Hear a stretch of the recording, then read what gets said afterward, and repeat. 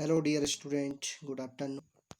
देखिए स्टूडेंट, इससे previous class में हमने बात की थी कि कैसे पीरियड और ग्रुप में इलेक्ट्रॉनिक कॉन्फ़िगरेशन किया जाता है, और एसपीडीएफ ब्लॉक के बारे में सामान्य जानकारी ली थी कि इन प्रकार के क्यों इनको एसपीडीएफ ब्लॉक कहते हैं और तथा इनका सामान्य नाम क्या होता है, इनके बारे में हमने बात की थी।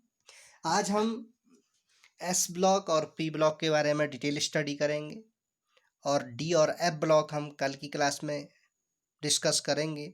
तो देखिए स्टूडेंट, सबसे पहले मैं आपको बताता हूँ एस ब्लॉक एलिमेंट। इससे पहले भी मैं आपको बता चुका हूँ कि एस ब्लॉक के एलिमेंट को नॉर्मल एलिमेंट या सामान्य तत्व कहते हैं, और पीरियोडिक टेबल में सबसे पहले एस ब्लॉक के एलिमेंट को रखा गया है, जिसमें ग्रुप फर्स्ट से सेकंड तक के एलिमेंट एस ब्लॉक में रखे गए हैं। फिर हमने ये भी बात की थी कि वर्ग फर्स्ट के तत्वों को एल्कली मेटल्स यानी कि क्षारीय धातुएं कहते हैं, तथा सेकंड ग्रुप के एलिमेंट को एल्कली अर्थ मेटल्स या क्षारीय मृदा धातुएं कहते हैं।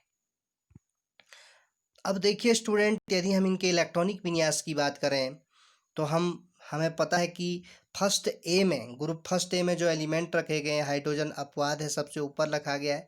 इसके अलावा lithium, sodium, potassium, rubidium, caesium और फ्रांसियम को रखा गया है, तथा वर्ग दो में बेरिलियम, मैग्नीशियम इत्यादि एलिमेंट को रखा गया है। अब यदि हम लिथियम और बेरिलियम का उदाहरण लें तो लिथियम का एटॉमिक नंबर होता है 3। इसका परमाणु क्रमांक होगा, इसका KLMN में यानी कि कोशों में जो इलेक्ट्रॉनिक कॉन्फ़िगरेशन होगा वो 2 और 1 होगा, यानी कि 1s2 2s1 होगा।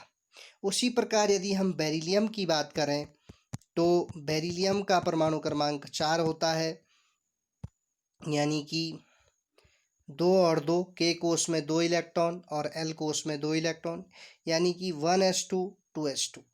इस प्रकार इनका सामान्य इलेक्ट्रॉनिक विन्यास या आउटर इलेक्ट्रॉनिक विन्यास जो होगा वो, क्योंकि लिथियम के लिए 2s1 आया था तो 2s1 2s2, यानी कि बोलने का मतलब है कि ns1 ns2 ns1 to 2 इनका सामान्य इलेक्ट्रॉनिक विन्यास होता है एस ब्लॉक के एलिमेंट का।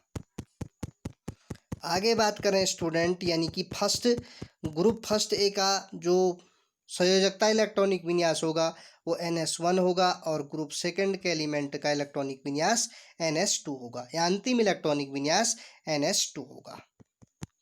आगे बात करते हैं, इनके आयनन एंथैल्पी के मान कम होते हैं। देखिए स्टूडेंट, आयनन एंथैल्पी को ही आयनन ऊर्जा या आयनाइजेशन एंथैल्पी बोलते हैं। आयनन ऊर्जा या आयनन एंथैल्पी का मान है का इसको हम इस प्रकार से व्यक्त करते हैं कि किसी परमाणु के अंतिम कोश में से इलेक्ट्रॉनों को बाहर निकालने के लिए जितनी ऊर्जा की आवश्यकता होती है उसे ही आयनन एंथैल्पी या आयनाइजेशन एंथैल्पी कहते हैं। देखिए स्टूडेंट, जैसे हम बात करते हैं लिथियम की, यानी कि 1s2 2s1, यानी कि इसके अंत में केवल एक ही इलेक्ट्रॉन है, तो इस एक इलेक्ट्रॉन को निकालने के लिए, बाहर निकालने के लिए ऊर्जा की आवश्यकता भी कम होगी, इसलिए इनकी आयनन एंथैल्पी का मान कम होता है या आयनाइजेशन एंथैल्पी का मान कम होता है। ये तत्व सरलतापूर्वक बाह्यतम इलेक्ट्रॉन त्यागने के पश्चात +1 आयन क्षारीय धातुओं में और +2 आयन क्षारीय मृदा धातुओं में बना लेते हैं, क्योंकि क्षारीय धातुओं का सामान्य या आउटर इलेक्ट्रॉनिक विन्यास ns1 होता है और क्षारीय मृदा धातुओं का ns2 होता है।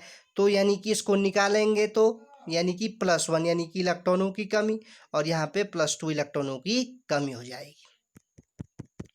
आगे बात की जाए, साथ ही साथ इन धातुओं के धात्विक लक्षण तथा अभिक्रियाशीलता में वृद्धि होती है। जब हम ग्रुप में यानी कि वर्ग में नीचे की ओर जाते हैं, ऊपर से नीचे की ओर जाते हैं, तो इनकी मेटालिक प्रॉपर्टीज और रिएक्टिविटी में वृद्धि होती है एस ब्लॉक के एलिमेंट की। लिथियम और बेरिलियम को छोड़कर एस ब्लॉक के एलिमेंट के यौगिक मुख्य रूप से आयनिक होते हैं, यानी कि ये आयन के रूप में टूट जाते हैं, पॉजिटिव आयन और नेगेटिव आयन के रूप में टूट जाते हैं। ये देखिए स्टूडेंट, इस टेबल से आपको एस ब्लॉक की पूरी जानकारी प्राप्त हो जाएगी। ये देखिए एस ब्लॉक के एलिमेंट को ग्रुप 1 और ग्रुप 2 में रखा गया है। ग्रुप 1 के एलिमेंट को हम क्षारीय धातुएं कहते हैं तथा ग्रुप 2 के एलिमेंट को क्षारीय मृदा धातुएं कहते हैं। क्षारीय धातुओं में हाइड्रोजन अपवाद है, इसलिए इसको सबसे ऊपर रखा गया है। उसके बाद इसमें lithium, sodium, potassium, rubidium, caesium और फ्रांसियम को रखा गया है। यहाँ पे यदि बात करें तो beryllium, magnesium, calcium, strontium, barium और रेडियम। तो यही देखो स्टूडेंट, लिथियम, सोडियम और पोटेशियम जो है वो आपको पता है कि मोर रिएक्टिव मेटल्स होती हैं। यदि इनको खुला छोड़ दिया जाता है तो ये आग का रूप ले लेती हैं, और जैसे जैसे हम नीचे की ओर जाते हैं तो इनकी मेटालिक प्रॉपर्टी बढ़ती जाती है, साथ साथ इनकी रिएक्टिविटी या अभिक्रियाशीलता भी बढ़ती जाती है। और हमने ये बात की कि जो क्षारीय धातुएं होती हैं इनका सामान्य इलेक्ट्रॉनिक विन्यास NS1 होता है तथा क्षारीय मृदा धातुओं का NS2 होता है, या आउटर इलेक्ट्रॉनिक विन्यास, या इसी को हम बोलते हैं बैलेंसी सेल इलेक्ट्रॉनिक कॉन्फ़िगरेशन। अब बात करते हैं इनके इलेक्ट्रॉनिक विन्यास की। तो देखिए स्टूडेंट, इनके परमाणु क्रमांक हैं लिथियम का 3, सोडियम का 11, पोटेशियम का 19, उसी प्रकार फ्रांसियम का 87, सीजियम का 54 और रुबिडियम का 37। तो देखिए 1s2 2s1, लिथियम का 3, इसको हम इस प्रकार से भी लिख सकते हैं हीलियम 2s1, क्योंकि हीलियम का इलेक्ट्रॉनिक विन्यास होता है 1s2, फिर लास्ट वाला है 2s1, तो 2 और 1 3 इलेक्ट्रॉन हो गए। उसी प्रकार देखो बच्चों, सोडियम का 1s2 2s2 2p6 यानी कि 3s1, तो अंतिम इलेक्ट्रॉन 3s1 यानी कि s ऑर्बिटल में प्रवेश कर रहा है हर जगह, 4s1 5s1 6s1 7s1। इसीलिए इनको s ब्लॉक का एलिमेंट कहते हैं, क्योंकि इनका अंतिम इलेक्ट्रॉन s कक्षक में प्रवेश करता है। आगे हम बात करते हैं पी ब्लॉक एलिमेंट की। तो इससे मैं पहले भी बता चुका हूं कि आवर्त सारणी में सबसे पहले एस ब्लॉक के एलिमेंट को रखा गया है, उसके बाद बीच में वर्ग 3 से 12 तक डी ब्लॉक के एलिमेंट को रखा गया है, और वर्ग 13 से 18 तक पी ब्लॉक के एलिमेंट को रखा गया है। पी ब्लॉक के एलिमेंट को हम रिप्रेजेंटेटिव एलिमेंट यानी कि निरूपक तत्व, या प्रारूपिक तत्व यानी कि टाइपिकल एलिमेंट के नाम से जानते हैं, और इनको पीरियोडिक टेबल में ग्रुप 13 to 18 तक रखा गया है। आगे देखिए, प्रत्येक आवर्त में हम जानते हैं कि जो खड़ी लाइनें होती हैं उनको आवर्त कहते हैं, और जो इस प्रकार की वर्टिकल्स, इस प्रकार के कॉलम होते हैं वर्टिकल कॉलम्स, इनको ग्रुप कहा जाता है, और हॉरिजॉन्टल्स लाइंस को पीरियड कहा जाता है। इससे पहले भी हमने बात की है कि पीरियोडिक टेबल में 7 पीरियड हैं और 9 ग्रुप या 18 ग्रुप, यानी कि जो आधुनिक आवर्त सारणी है जो मोजले द्वारा दी गई उसमें 18 ग्रुप हैं।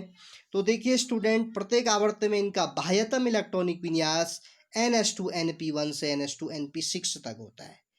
वो कैसे, अभी हम बात करते हैं। सबसे पहले बोरॉन फैमिली होती है वर्ग 13, फिर carbon family, nitrogen family, oxygen family, फिर आपकी हेलोजन फैमिली, और लास्ट में है आपकी इनल्ट गैसेस या अक्रिय गैसेस या रेयर गैसेस या नोबेल गैसेस। तो यदि हम बोरॉन की बात करें तो बोरॉन का एटॉमिक नंबर 5 होता है, यानी कि 2 और 5।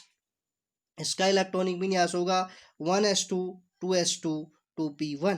तो ये देखिए स्टूडेंट, 2s2 2p1 यानी कि इसको हम लिख सकते हैं NS2NP1 से स्टार्ट होता है। और लास्ट यदि हम इनल्ट गैसेस की बात करें वर्ग 18 की, तो हीलियम अपवाद है, इसको सबसे ऊपर रखा गया है।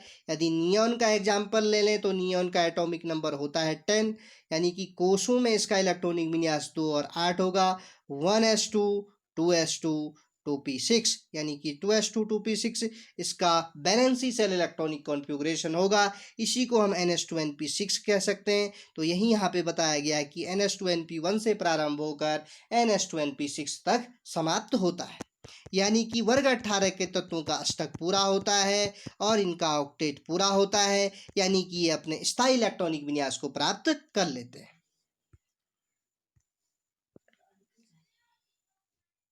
इसीलिए उत्कृष्ट गैसों की रासायनिक अभिक्रियाशीलता बहुत कम होती है, क्योंकि इनका अष्टक पूरा होता है, जो वर्ग 18 के तत्व होते हैं।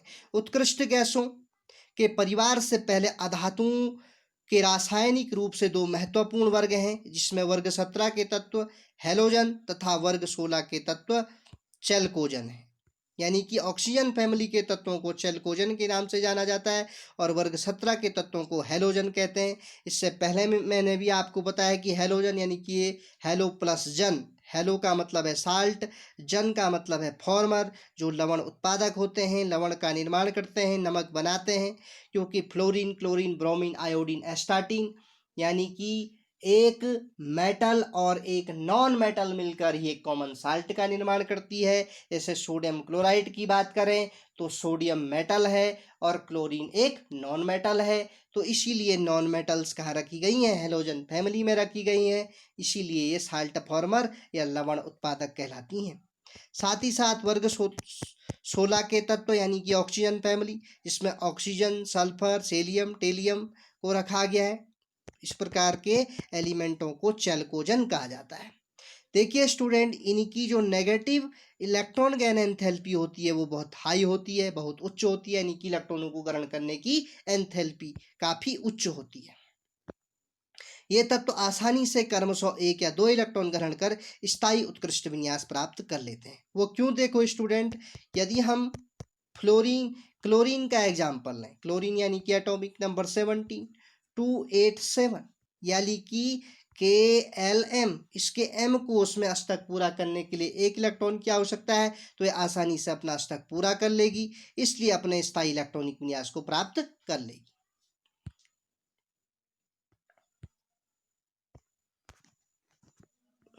साथ ही साथ आवर्त में जब हम बाईं से दाईं ओर जाते हैं तो बाईं से दाईं ओर जाने पर आध्यात्मिक लक्षणों में वृद्धि होती है, नॉन मेटेलिक प्रॉपर्टीज में वृद्धि होती है। तथा जब हम वर्ग में ऊपर से नीचे की ओर जाते हैं तो धात्विक लक्षणों में वृद्धि होती है। यहाँ पे स्टेपल से आप इसको समझ लेंगे। ये देखिए स्टूडेंट, ये पीरियड है आपका। बोरोन से हम यदि नियोन की ओर जाएंगे, या एल्यूमिनियम से हम आर्गन की ओर जाएंगे, या ब्रोमीन की ओर जाएंगे, या क्लोरीन की ओर जाएंगे, तो मेटेलिक प्रॉपर्टीज से यहाँ पे मेटेलिक प्रॉपर्टी और धीरे धीरे ये metallic property non metallic property में बदल जा रही है, क्योंकि फ्लोरीन, क्लोरीन, ब्रोमीन, आयोडीन ये क्या है, नॉन मेटल है। तो जब हम पीरियड में बाईं से दाईं ओर जाते हैं तो नॉन मेटेलिक प्रॉपर्टी बढ़ती है, जबकि हम यदि ग्रुप में ऊपर से नीचे की ओर जाएं तो ग्रुप में ऊपर से नीचे की ओर जाने पर non metallic property metallic property में बदल जाती है। यानी कि वर्ग में ऊपर से नीचे जाने पर धात्विक गुणों में वृद्धि होती है, जबकि आवर्त में बाईं से दाईं ओर जाने पर आधात्विक गुणों में वृद्धि होती है। यदि स्टूडेंट आप वर्ग 15 के तत्वों को देखें तो नाइट्रोजन, फास्फोरस, आर्सेनिक, एंटीमनी और बिस्मिथ। तो नाइट्रोजन और फास्फोरस आपके नॉन मेटल हैं, आर्सेनिक और एंटीमनी आपके सब मेटल हैं यानी कि उपधातुएं हैं, जबकि बिस्मिथ एक धातु है। तो आप देख रहे हैं कि वर्ग 15 के तत्वों में आधात्विक गुण पहले उपधात्विक गुणों में बदल रहे हैं और ये उपधात्विक गुण भी धात्विक गुणों में बदल जा रहे हैं। तो ये वर्ग 13 के तत्वों को बोरॉन परिवार कहा जाता है। वर्ग 14 के तत्वों को carbon family, carbon, silicon, germanium, tin, lead. वर्ग 15 के तत्वों को nitrogen family, nitrogen, phosphorus, arsenic, antimony, bismuth. वर्ग 16 के तत्वों को चैल्कोजन, जिसमें oxygen, sulphur, selenium, tellurium, polonium. वर्ग 17 के तत्वों को halogen, fluorine, chlorine, bromine, iodine, astatine. वर्ग 18 के तत्वों को हीलियम में कौन कौन से एलिमेंट हैं, helium, neon, argon, krypton, xenon और रेडॉन। और आपने पढ़ा कि इनका स्थायी इलेक्ट्रॉनिक विन्यास होता है जो पूर्ण होता है, इनमें अष्टक पूरा होता है और यह अक्रिय गैसें, नोबेल गैसें या उत्कृष्ट गैसों के नाम से जानी जाती है। तो स्टूडेंट, इससे डी और एफ ब्लॉक की एलिमेंट हम कल की क्लास में डिटेल स्टडी करेंगे। आज के लिए इतना ही। Thank you very much. Have a nice